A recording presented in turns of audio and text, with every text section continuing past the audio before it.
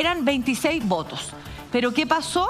Tenemos ahí una pequeña diferencia, eran 24 votos a favor. Tenemos 24 votos finalmente a favor. 10 en contra. 10 en contra y 8 abstenciones. Y el senador Navarro, que por motivos de salud no pudo tiene votar licencia médica y por lo tanto no pudo votar.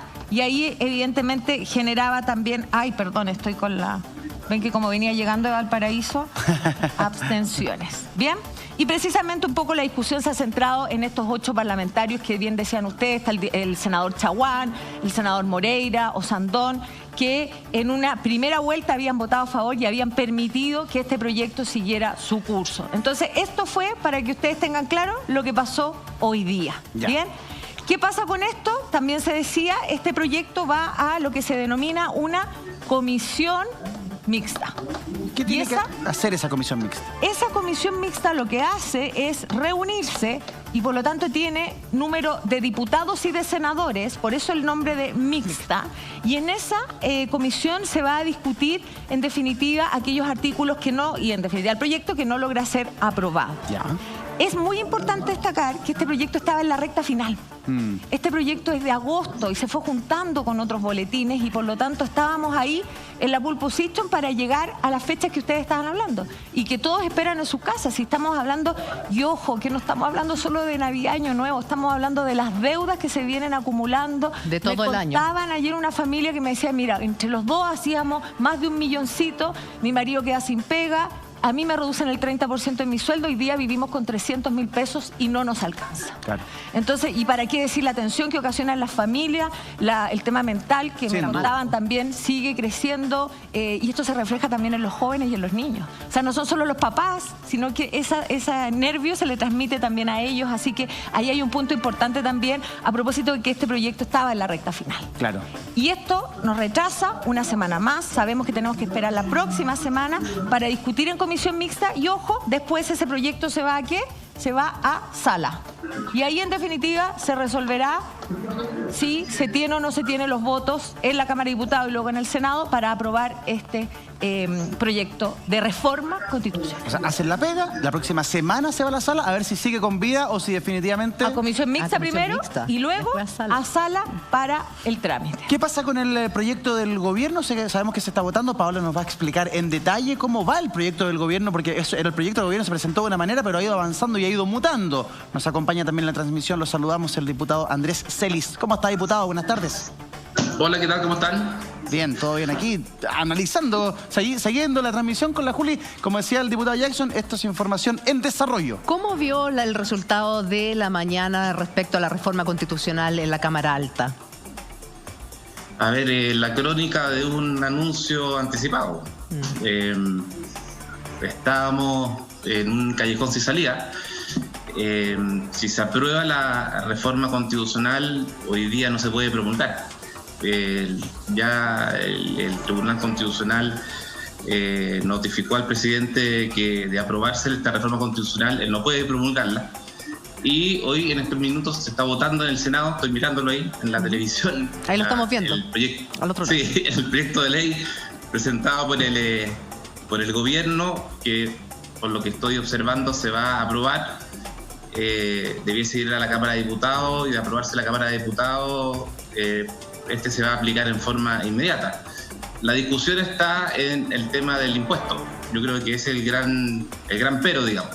El gran pero, si es que, porque lo que no incluyó el gobierno, para ser súper claro, es que si se le exime en algunos de los tramos que están obligados a pagar el impuesto global complementario.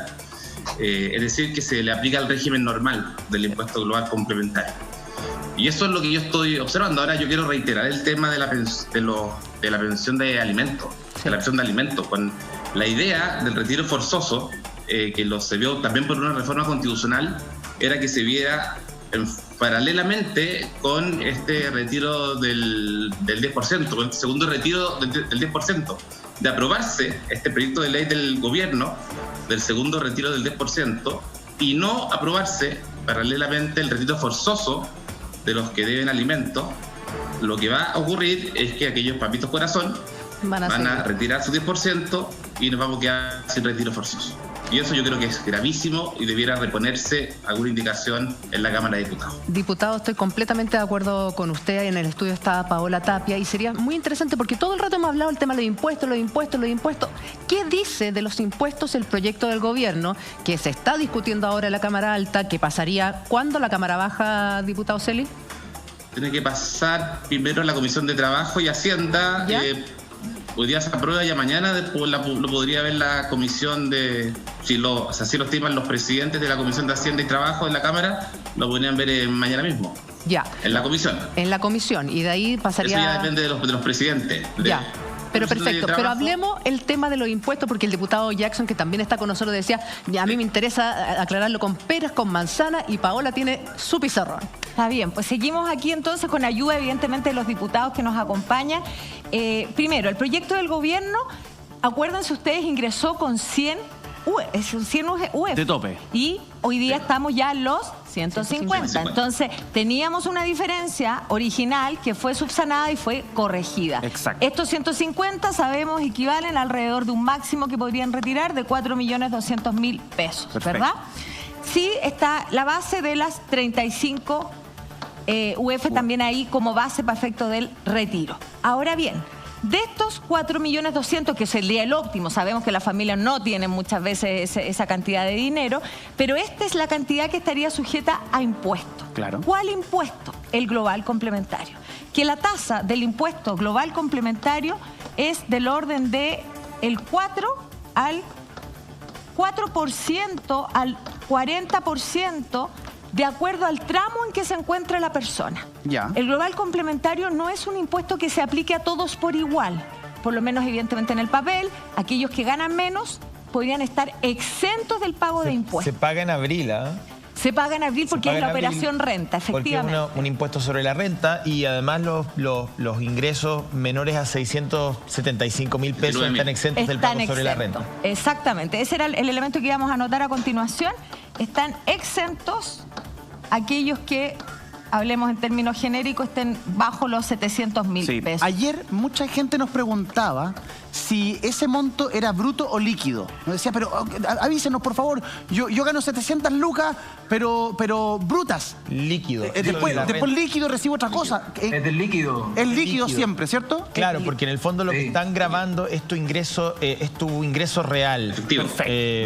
Eso es lo que paga tributo, digamos. Perfecto. El rescate. Por eso... No sé. Por eso lo que dicen es que como esa plata al momento, porque también hay una confusión, no sé si se me escucha. Diputado Jackson, lo estamos escuchando. Sí, lo escuchamos. Sí, no, es que por eso el gobierno intenta justificar la idea de que pague impuesto, precisamente porque el impuesto a la renta se paga sobre el líquido. ¿Qué quiere decir eso? Que todas las cotizaciones que se hacen no pagaron impuesto en su momento, ¿ya? Entonces, esa es la justificación que ocupa el gobierno. Ahora, yo creo que es una justificación que para un caso como el que estamos viviendo, es algo complejo, porque si es que uno mira la tabla que estaba comentando Paola, lo cierto es que los impuestos son, por así decirlo, sobre el ingreso marginal, es decir, son escalones. Imagínense, uno divide la plata en los tramos y cada tramo paga algo distinto. Entonces una persona que gana 10 millones de pesos al mes, por sus primeros 700.000 pesos tampoco paga impuestos, ¿ya? Entonces, el 4%, que es el primer tramo, se aplica solo entre los 8 millones de pesos anuales hasta los 18 millones de pesos anuales, más o menos. Ya. Entonces, así se va calculando cuánto impuesto tiene cada persona. Entonces, el impuesto efectivo para los primeros tramos en general es bastante más bajo. Pero la pregunta de fondo es si es que en una época de pandemia, para aliviar una situación que muchas personas están viviendo, ¿corresponde o no que de los ahorros que tienen las propias personas, que incluso va a redundar en una pérdida futura de pensión, tengamos que castigar hoy con impuesto, ¿no? Y ahí está el debate, donde la propuesta del gobierno, más que decir se va a obligar impuesto, lo que hace es no poner que este ingreso no va a constituir renta, es decir, al omitir el que de manera explícita se diga este ingreso no va a constituir renta, que es algo que nosotros no podemos agregar según la interpretación del gobierno en una ley, porque es de facultad exclusiva del presidente de la República en materia de impuestos, según el artículo 65 de la Constitución. Ahí es donde el gobierno de alguna manera tiene el sartén por el mango, porque nosotros no tenemos muchas facultades para eliminar eso.